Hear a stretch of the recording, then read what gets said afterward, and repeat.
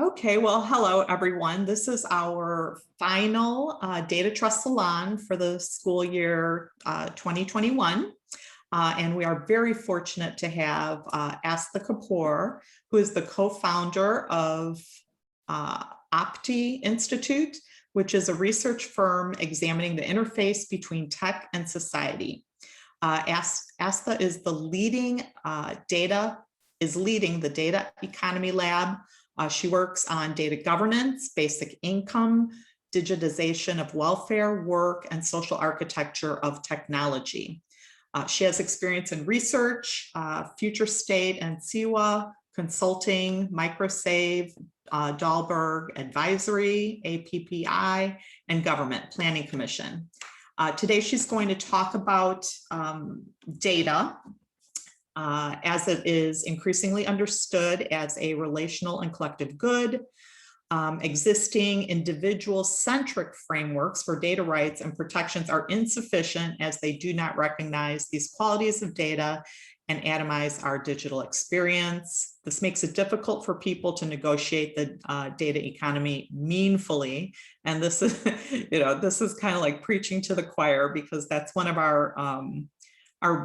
our big issues is how to take all these differing interests, rights, and objectives and find some kind of way to really provide protection for those who provide the data, but also allow the data to be useful by people, especially people who can do social good. I'll go on to just read this. There is a need to think about community data rights that understand the relational value of data and empower communities to collectively bargain for better data rights and participate in the process of data governance. This new thinking is reflected in early policy documents, such as India's Non-Personal Data Committee report. And while policy pathways are critical to bring about this paradigm shift in thinking about data rights, it is also important to consider bottom-up mechanisms for mobilizing and governing communities of data. This talk will highlight the discourse around community data rights, and we are very excited to have you. Great, thank you so much. And thank you so much for having me. And I know that this is, or you've heard versions of this both from Sylvie and Anouk, because I realized that they've also been at the workshop in its previous sessions. So hopefully this will build on, because Sylvie and Neil's paper is on bottom-up data trust is one of the first things that I read 2 years ago when we started thinking about this. And also Anouk has been also a collaborator and co-thinker on a lot of different questions. So really happy to be here. Should I jump right in? Yes, yes. Perfect. So I'm as the introduction of the talk mentioned is that we have been thinking about data, and all the sort of legal frameworks have so far looked at data as an individual good and something that we need to think about in terms of protection. And the mechanisms that have been given to us as part of, say GDPR, but also other personal data protection frameworks is that of consent and notice. So, we will tell you how your data is being used, and then you have to consent to it in some shape or form. And of course, the mechanisms of consent, and we've all been through this, is that we, spend 30 seconds on a document that requires 30 minutes to read. We don't necessarily comprehend or process how our data is being used and for what purposes. And because there's a huge amount of information to process, and we as individuals looking to access services on the other side of that cookie notification are not both equipped or empowered in any way. And of course, this goes on to as informed consent. The other thing that happens in our sort of digital experience or data experience is that it's highly atomized. So, my digital experience, whether it's on Facebook or Instagram, or whether it's on Uber, either as a driver or as a rider, is extremely individualized. So even if you're dealing with the same types of issues. So for instance, it's been well chronicled through anecdotes that if your battery is low, Uber will charge you more. Or if you're a single woman after a certain hour of the day, Uber will charge you more. But we have no way of collectivizing our experiences and trying to make sense of it, trying to understand it and trying to negotiate around it. So there's a fundamental atomization of your digital experience online. This is also then reflected in the way that the laws are translated, which is on the individual protection and individual data rights. But what is also very clear is that data is not an individual experience. And I call it an experience and not an asset because it is an experience that you go through in every aspect of your life. It's something that you experience as a collective. So, the women on this call will have a similar data experience, and your data experience, Kimberly, will inform my data journey as well. So it's relational. There is also questions of benefits and harms. So, a health data of women globally frames my experience, and also my experience frames the health journey of others. And in all of this, what we know for a fact is that we as individuals are not able to negotiate with the power of platforms in any way, because we are, like I said, isolated, atomized, and the idea of data as a relational good is not necessarily understood. So that's the broad context in which we start to think about the idea of the idea of communities of data or community data rights that grow from it. Because at the moment, there is no way for us as individuals to escalate. Anybody who has tried to, report a tweet or a troll or on any social media platform will realize that the process is actually fairly thankless, and the opacity of what happens to your complaints is not clear. We also know from, Cambridge Analytica being the best known example, but we also know that there are huge transgressions in the way that our data is used, but again, there's no way for us to get reparations around that or negotiate and understand that better. So we as individuals are atomized and powerless. And the idea is that we've been working on is the idea of data stewardship, which is how do we preserve the rights and protect the rights of individuals while making data accessible for questions of public value. And of course, like I said, data has huge public value because it can inform decisions and build evidence around very many questions, and individuals and communities need to be able to use their data effectively and deploy it in matters that concern them, and not just in the profit making of some platforms. So this power asymmetry can be in some ways addressed through what we call data stewardship. Except in the broader framework, I will talk about 3 levels of addressing these power asymmetries. The first is obviously at the community level. The second is at the level of the data stewards. And the third is at the level of policy. The way we define community at the moment is vague. So we will keep that for the open discussion afterwards. But I'll start with the policy layer of this problem. So as I said, GDPR, for instance, which is perhaps the best known data protection framework, focuses at the moment on individual rights. But increasingly, there is a sense that there are group data. So, the data on this Zoom call belongs to all of us in a certain sense. When you are in public spaces, or there's data that's generated that belongs to everybody in that space in some shape or form. And there's also other data such as generated data from sensors, etc., that is all non-personal, but has information about its surroundings that may impact people in general. So there's a huge chunk of data that is not within the personal data framework.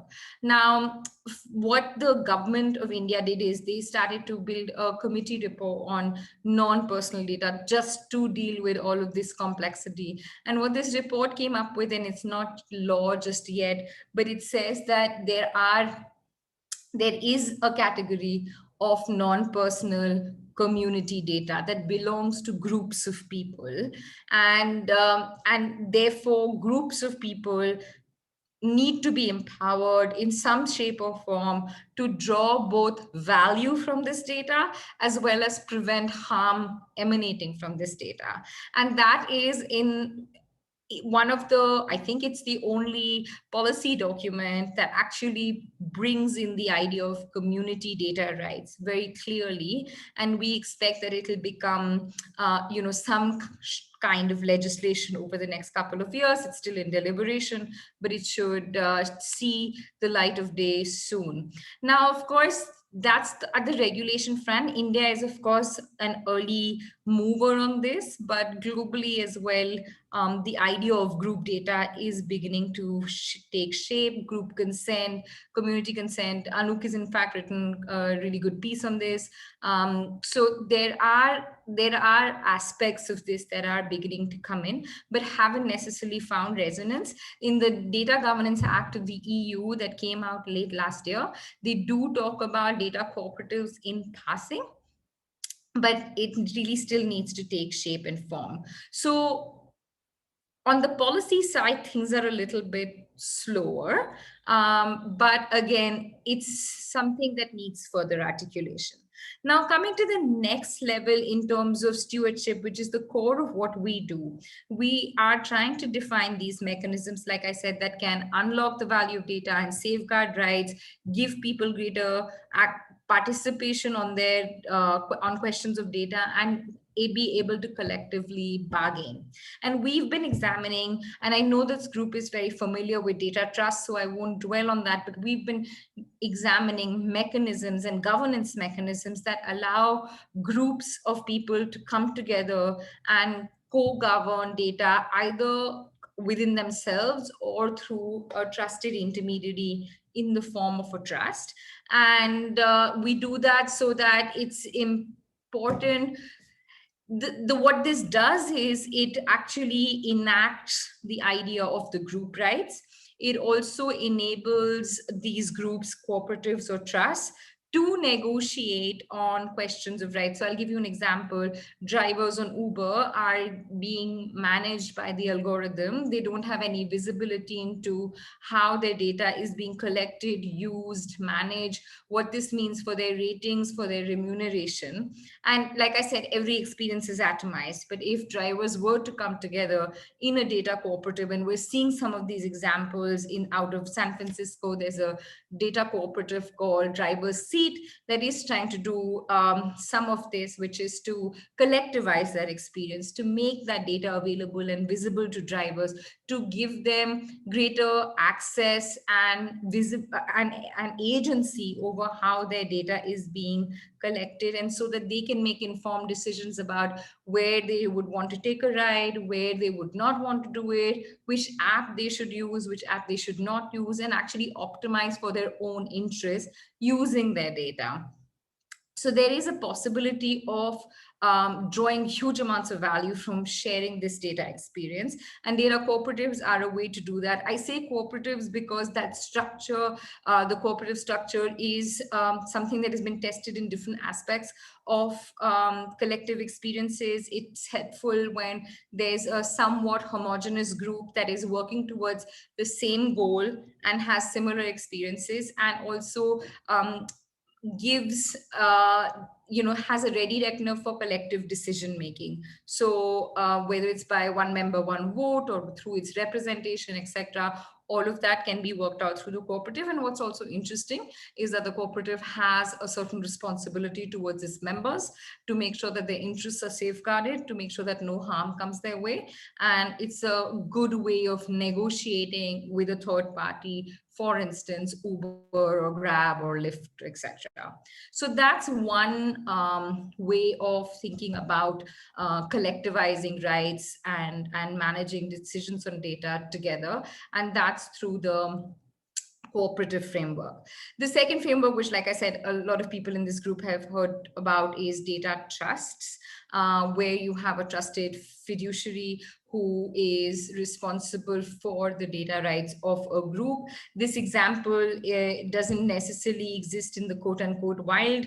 We are all waiting for some of this to come up. And I know that Sylvie's team is working with some organizations to mentor them into becoming robust data trusts. So we definitely need more evidence on this, but conceptually it is a trusted fiduciary that is responsible for safeguarding the data rights of its members, and this obviously builds on trust law.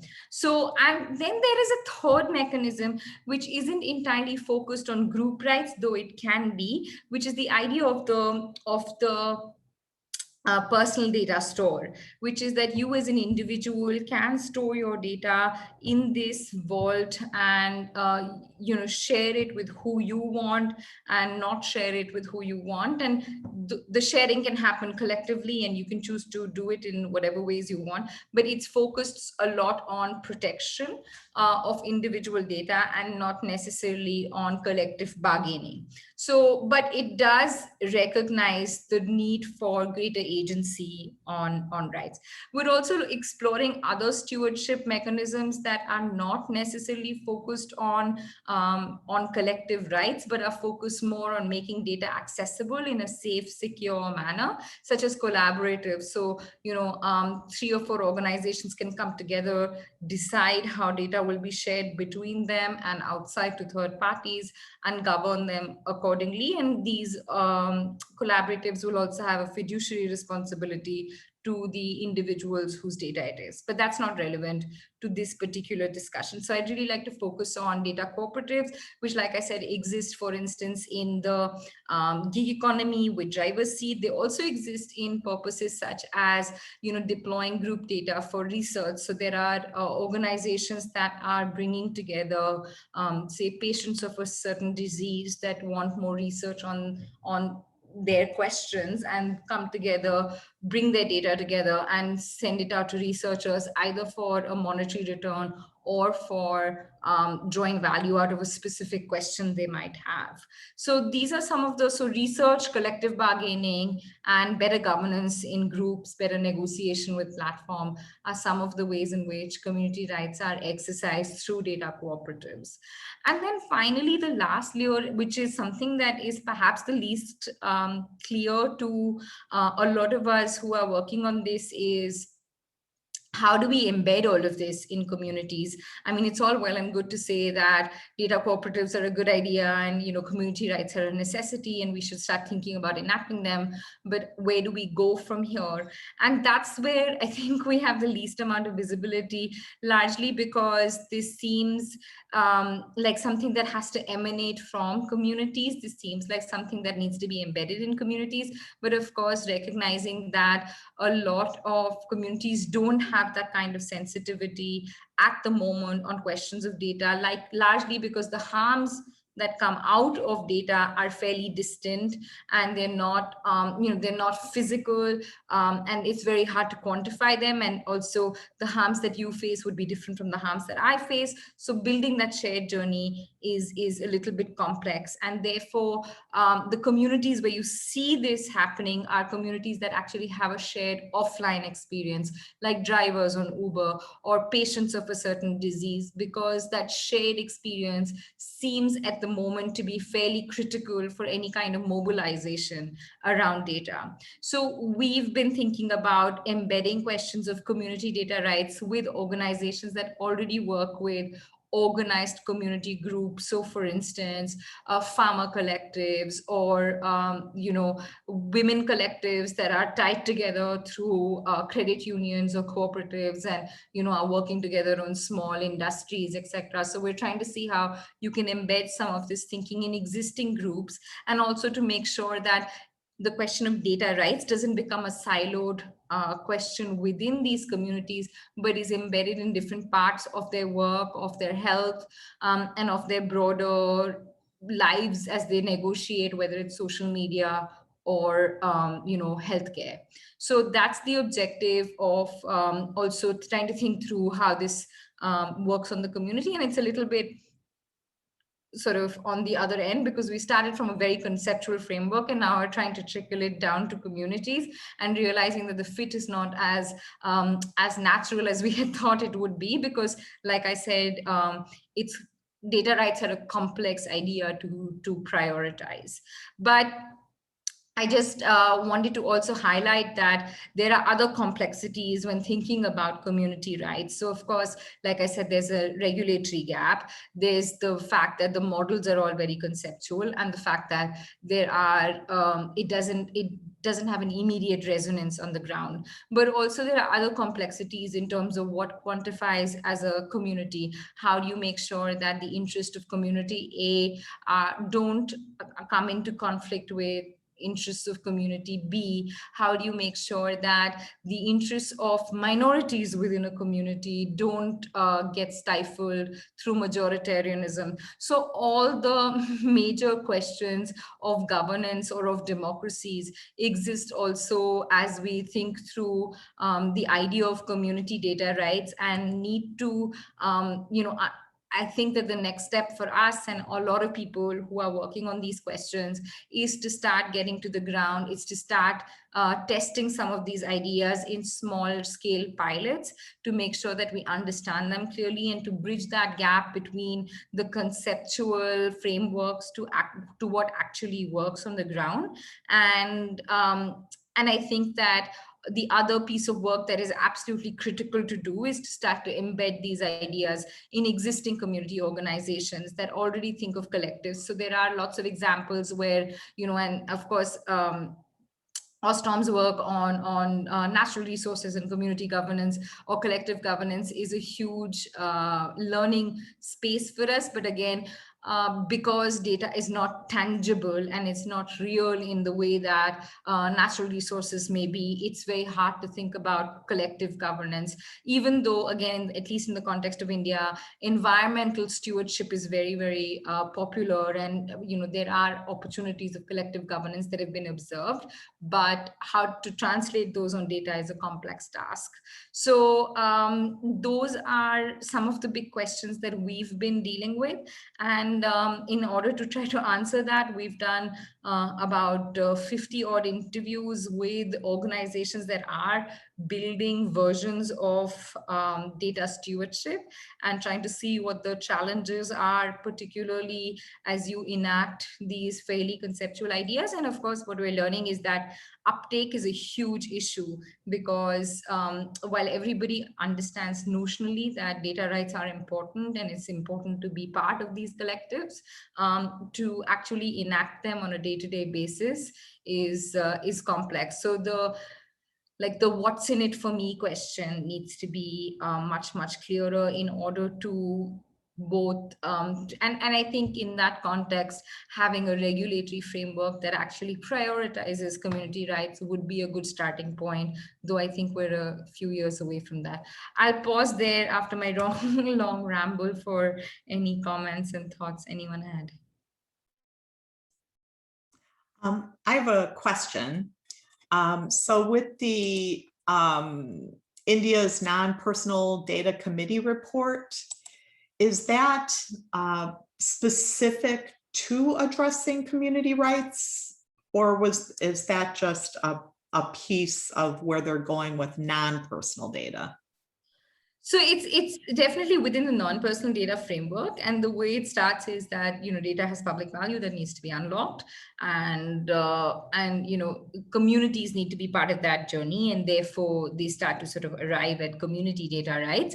And they also highlight that the mechanism through which communities can participate in this sort of unlocking of data value is through what they call data trustees, which are representatives, though they don't mention fiduciary responsibilities and the structure of this trust at all, but they do think of it as an intermediary layer that will work with the community on questions of data rights. So it does interestingly make a provision for an intermediary, which is currently open to interpretations.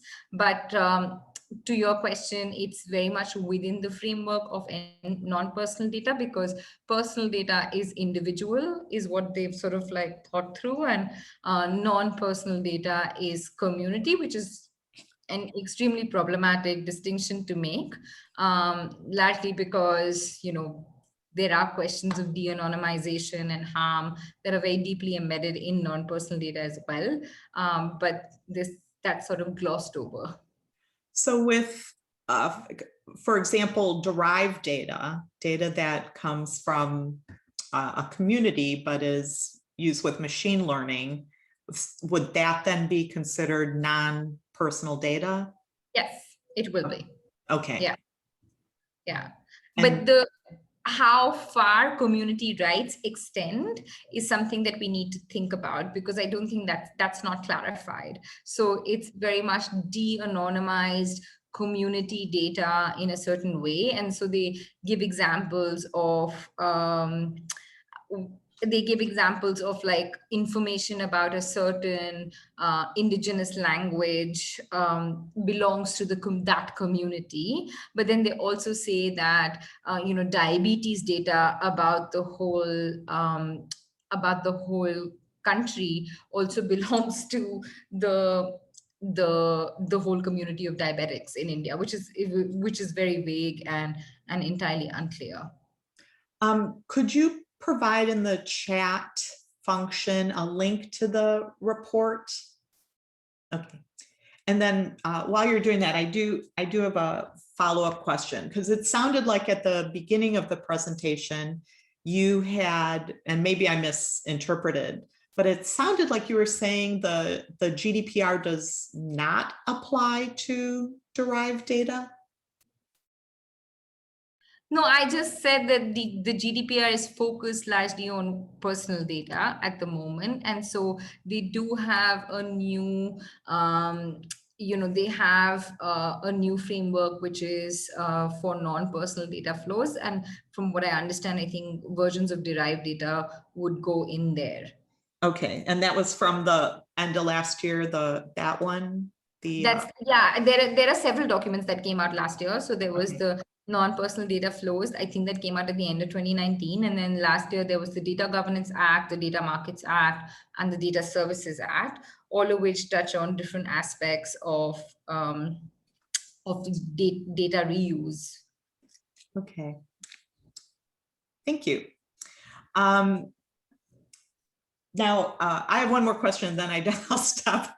I'll let other people talk. But so you said that you had done these 50 interviews with different organizations. Now, are they actually running pilot programs? Oh, they are. Okay. And are they all in India, or where are they?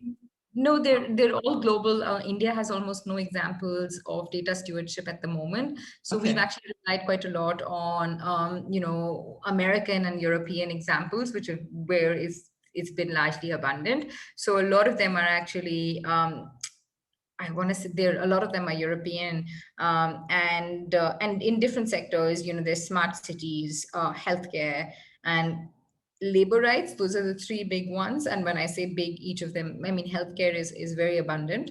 And I'll also plug in the link of our website, which has a lot of the interviews that we've been taking, because we decided to record them and make them accessible for a broader communities. But so I'll plug that in as well.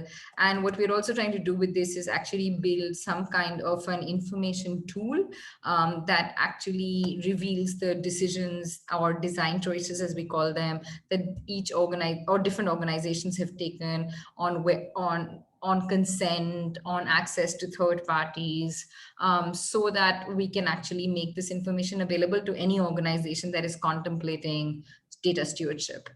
Wow. Okay. Does anyone else have any questions while we have our speaker here? I do. Hi, Amy. I know. Thank you, Astha. This was extremely interesting. I'm wondering if, with the research and the conversations that you've been having with different groups, if you've come to any conclusions that you can share about in which cases or situations is a data trust more appropriate versus a cooperative or a collaborative?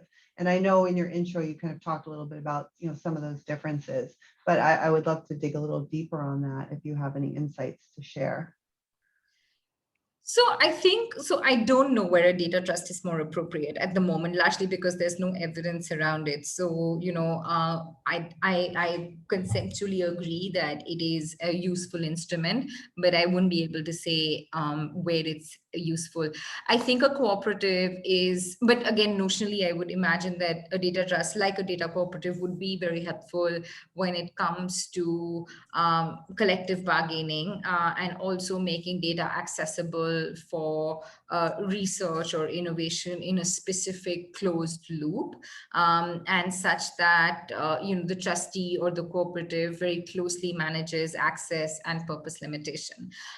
With regard to a collaborative, I believe that it can also be for a closed group of organizations. So I think it's one step removed from the data subjects, but at an organizational level. So and there are examples of this, which is that if two universities and a private sector company wanted to come and solve for, say, Bangalore traffic, they would develop a data collaborative, which would have specific rules for sharing, purpose, access, etc., and would then potentially either dismantle or move to another question. So it's time bound, purpose specific, access control at the collaborative level. And so in our minds and in our research, it's very clear that it's at the organizational level, whereas trusts and cooperatives are much closer to the data subjects.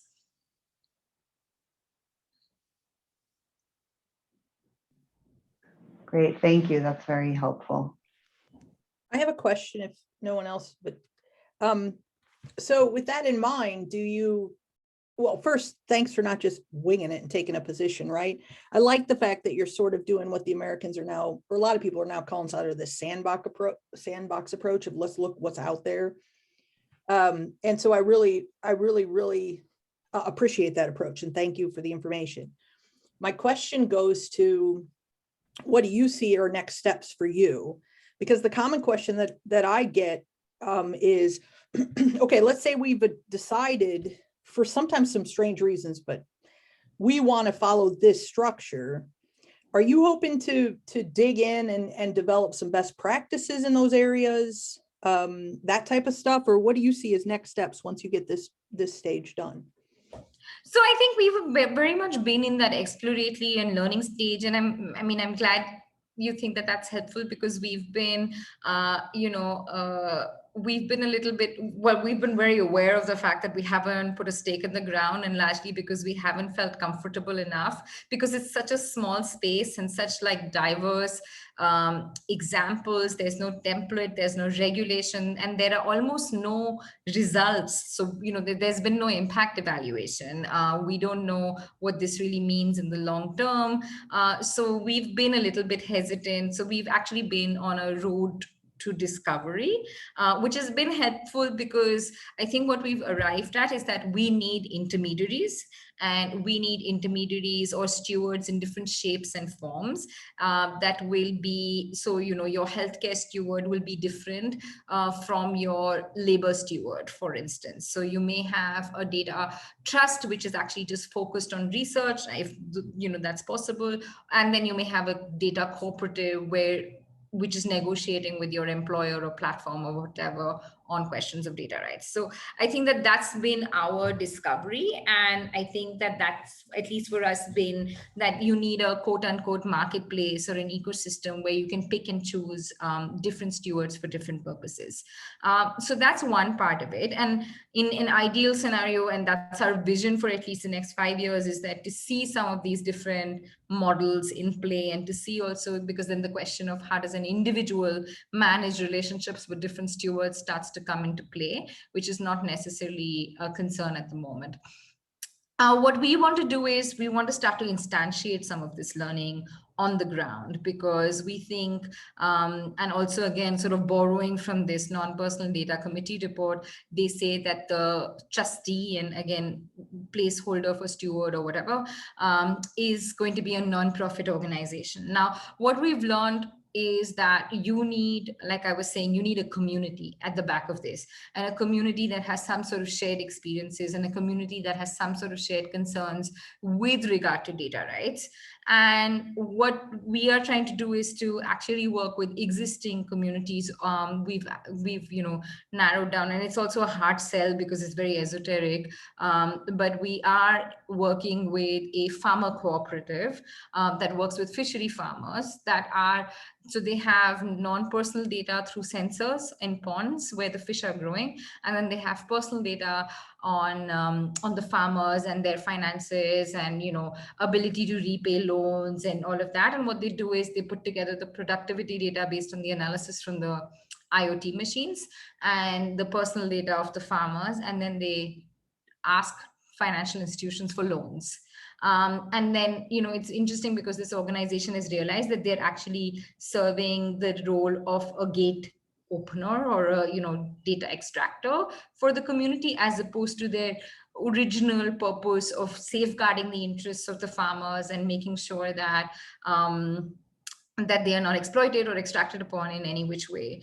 But which is the role that they play traditionally when it comes to negotiation with the government or whatever else, but have not been able to play when it comes to data extraction. So we're trying to work with them to see that this existing farmer cooperative that is currently tied together on financial questions, can we stack on it data rights and also build it into a data cooperative?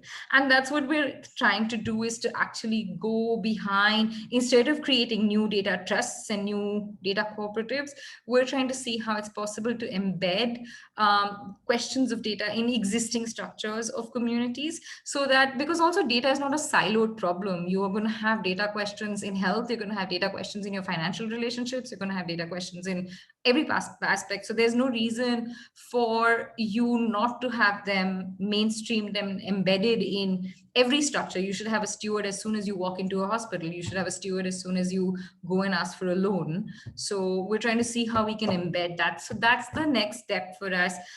We're obviously trying to figure out what the right way to do this is, because building a data steward, caring about data governance, these are all big questions with an investment of time and resources. So we are trying to make sure that it's demand driven, and then see what bits of our learning can we put into this. So we also recognize that everyone's not going to magically become some fully functional data steward. So, even if you're able to pick into some of the decisions that stewards make, so whether it's on better data processing, better participation, there's degrees of all of this, and we've actually learned that. We are looking to see how we can embed some of this. That's the idea. Sorry, long answer. I have another question if no one does, but I don't want to monopolize. So go ahead. Okay, so my other question is, I'm curious of your example. So one of the things that we face when we sort of have these two pilots, I guess is the best way to call them. And one of the things we're facing is you have to have conversations with people about, look, if you want to create data that has some value in the way that you're talking about, someone's got to do a whole lot of work behind the scenes to make it valuable. Otherwise, it's just this giant data dump that's oftentimes ridiculously messy. So how are these, do you have in your head a business model? And I don't mean to be too complex, but just how are you going to, other than once we sell it, now we get money. So I see how that can be, but that initial cleanup and creating, frameworks and topologies for how you name files even, and clean up the data, where's that money originally generated from? Are you asking for fees?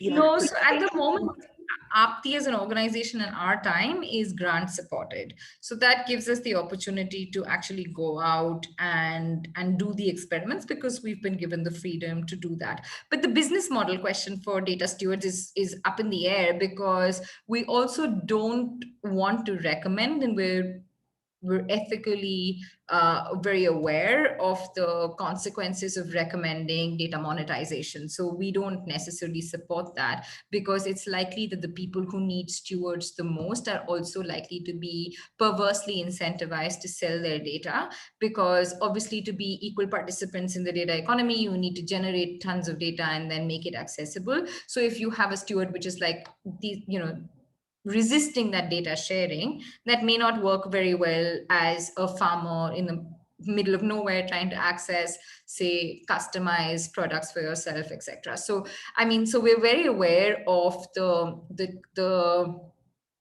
problem, how problematic data monetization is, and don't necessarily recommend that as a core business model.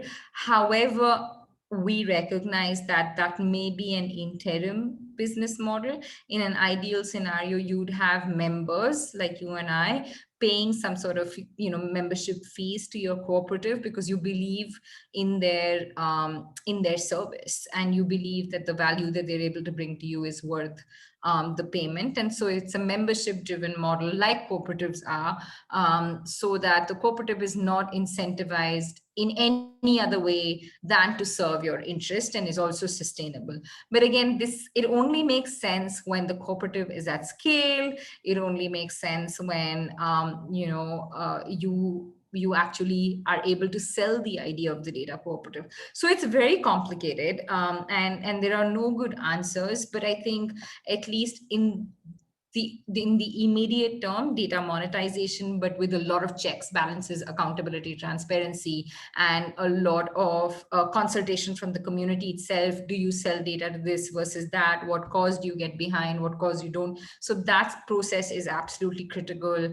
And that may be one way to make stewards sustainable, because that's also important. Stewards can't be grant driven. Stewards can't be dependent on private sector money, because we also don't want private sector capture of stewards. So they need to be independent. So it's definitely a quagmire in terms of lots of open questions. But yeah, in an ideal scenario, you'd have data stewards that are membership driven, but that doesn't exist.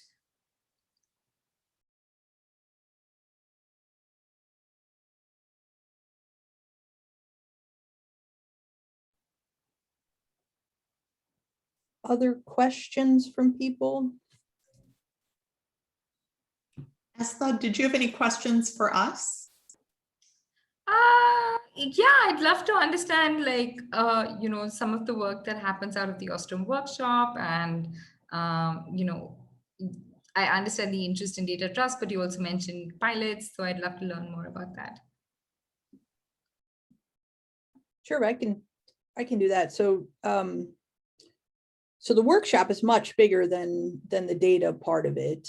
And I mean, I sort of assume everyone on the call knows, but just in case not, the workshop is much bigger than that. And obviously it's formed through the generosity of Lynn Ostrom and her Nobel Award. So that was our original funding source for the most part.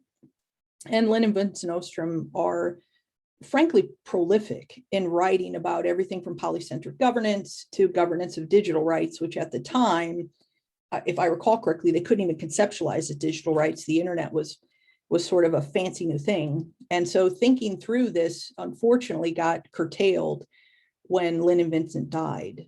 And so that's how a few years later we started to, sort of carrying that work forward. And Scott Shackelford does the internet governance side of it and cybersecurity, and then I do data management, information governance. This particular series started when I think Kim actually had written some, if I recall correctly, Kim remembers it much better. Kim had written something and I said, have you thought about a data trust? And that sort of spurred everyone's interest in this community, because the natural resource people had for a considerable period of time been building hubs and cooperatives where they were sharing information and data, but it wasn't formalized. And so, quite frankly, I just saw a potential there of what if you formalize this? What if it's not just word of mouth? What if it's not just, hey, the water is unusually cold in April, so maybe we shouldn't dump the fish in right now. Maybe we should wait until May and they'll survive better, right? That sort of word of mouth knowledge that tends to happen around these communities needed to be formalized, in my opinion, so that we could, learn lessons and generalize at other places. So that's what happened. It's an interesting conversation overall in this area, and it's taken off. So you're absolutely right. So, a bunch of people on this call, and this call is probably one of our lowest attended. I think May might have been a poor choice on our part, because I think everyone was ready for summer and break to occur in their head at least.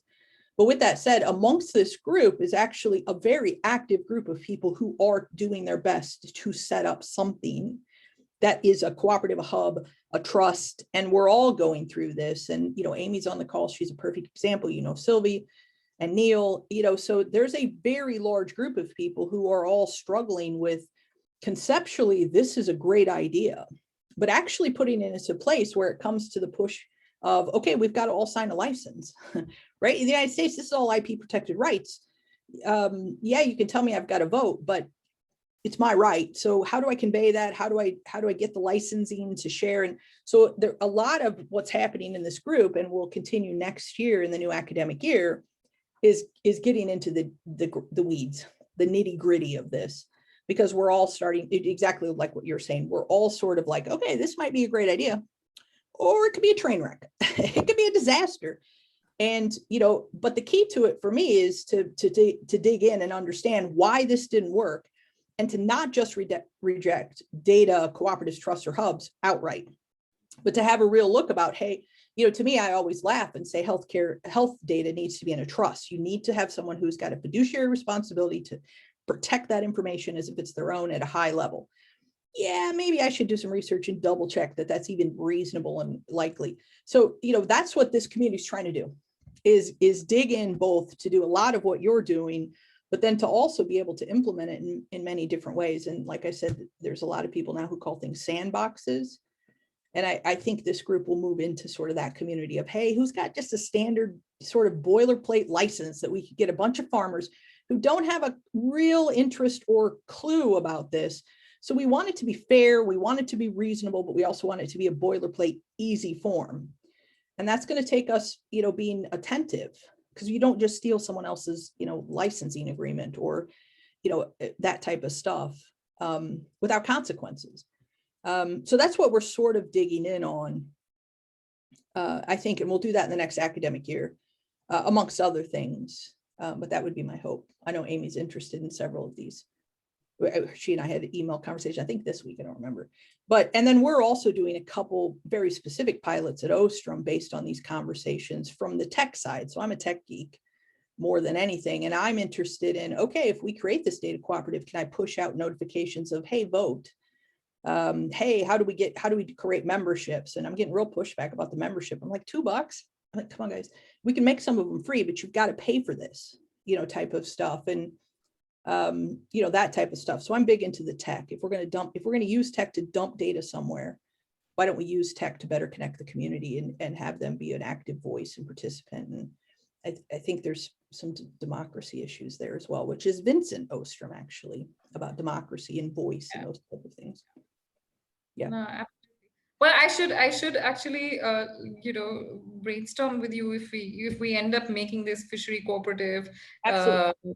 Data cooperative, which we are trying to do. It's just such a long journey, because organizations are just about starting to think about privacy and compliance, and what does this law mean, and then you're suddenly like, actually you need to start thinking about participation and user agency, and that really everybody agrees principally, and like you said, conceptually it all makes sense.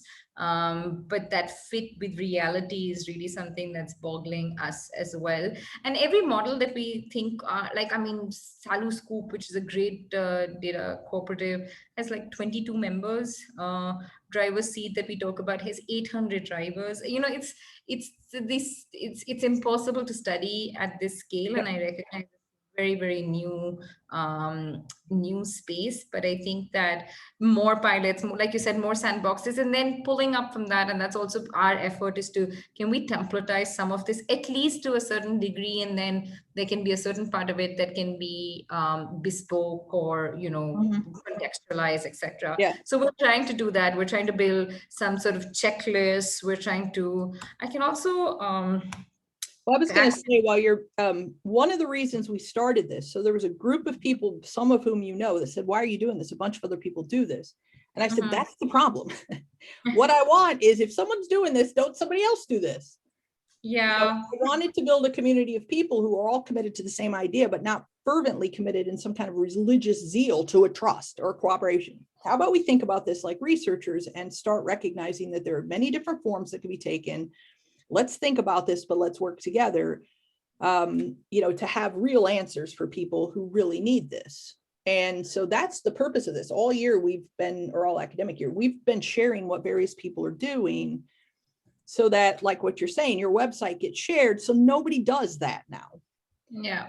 And find the gap. There are so many gaps and so many opportunities. Pick one, but let's not do what so many, I mean, right now, how many AI ethics frameworks are out? I've lost count. Yeah, it's true. And they're all sort of the same, which is even more sad, because you're sort of like, yeah, transparency and accountability. Thanks. So I just didn't want this community to be like that, because quite honestly, the Ostrom workshop works very, very hard to be this sort of place where everyone comes together. And, and I was unfortunate to never have met Lynn and Vincent Ostrom, but my understanding was the workshop was sort of this central hub of people coming in with ideas. And so that's what I hoped to do with this series. And it's actually worked. It actually really has. So and I'll push out your website, and you can give me a blurb, and I'll post a link on our Amy as well. I know is on here.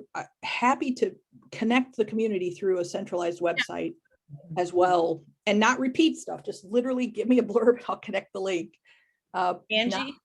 Yeah. Hi, Barb. Barb, hi. Sorry, I had to join late because I had another commitment.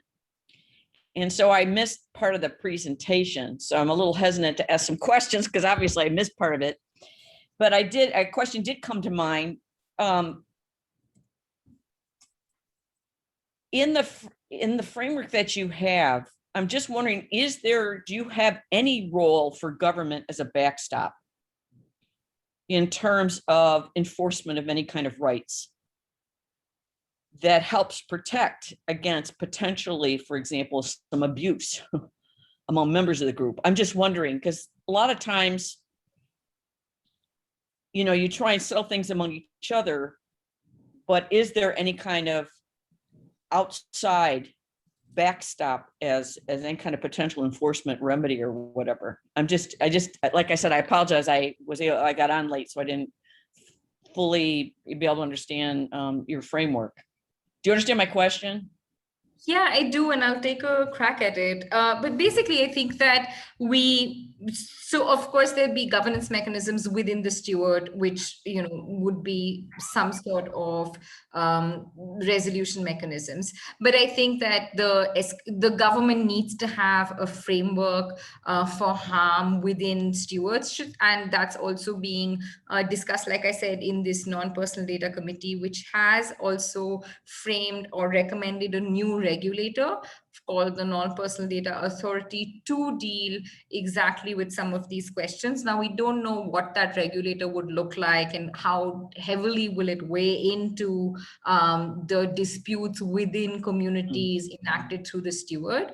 But I think that's the vision as well. And we also recommend that stewards as an intermediary should be regulated. There are some examples that we've looked at such as financial intermediaries, that the fiduciary responsibility is enforceable, and it is you can raise complaints against it, and that's the sort of in some way we envision that there will be a fiduciary responsibility that will be enforceable for stewards, so that escalation may be possible. And again, but the problem is, and we've been thinking this like side note, but is that the types of communities that or rather at least in the context of India, and I think elsewhere as well, appeals through courts is a time-consuming and expensive process. So there needs to be more decentralized mechanisms. And we've been also looking at non-legal recourses that exist within communities. And there are, sort of socio-cultural recourses that exist. Those can obviously go very wrong, but there can be some way of codifying it as well, because the process of the legal route is expensive, it's time consuming, and often the most vulnerable and marginalized people don't necessarily go down that route and just sort of suffer through it in many ways. So we're also trying to see how we can codify other mechanisms of recourse. Right. So there's the fiduciary responsibility, of course, there's the governance structure, there's the sort of community built around it, but what else is there? Yes, and obviously judicial forms of litigation can be very tedious and unbalanced in terms of people who could take advantage of it. So you did anticipate you mentioned some kind of regulatory body or whatever that has some kind of unique special expertise or narrow scope of jurisdiction or authority in this area?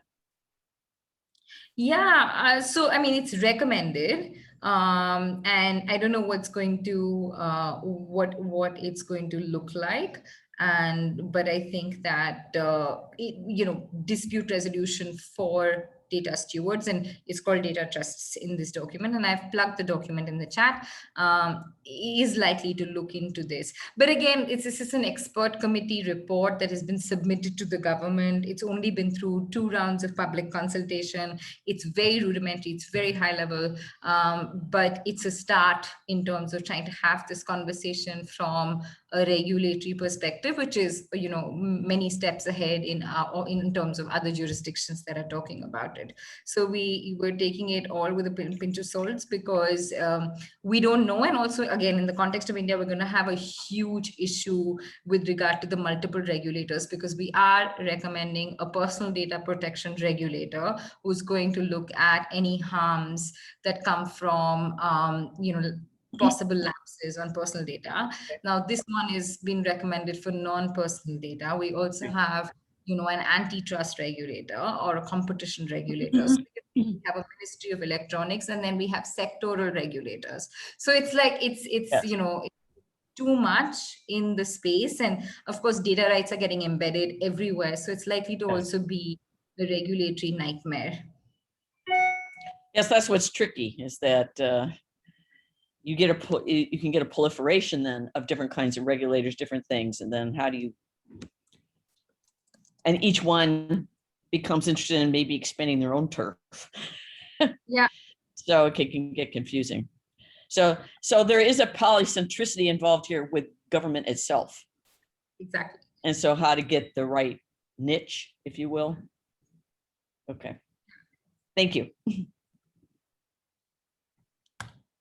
Okay, well, thank you very much for your presentation. I think it was really interesting, and I do actually like that this one was last, because it kind of brought in some of the things we touched on earlier, but it was a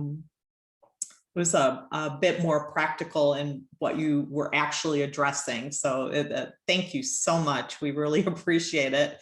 And I will make sure that you get on our email list so that you are aware of the sessions we'll be doing starting in the fall. Yeah, that'd be really lovely. And thank you so much for having me. This was such a wonderful conversation, and I'm almost glad that it was a small group so we could really talk. But thank you so much. And I look forward to being engaged, and hopefully, by the time you guys come back in the new year or new semester, we'll have some findings from various aspects of our work. So I would love to send those over and also brainstorm them as we learn more. Sounds great.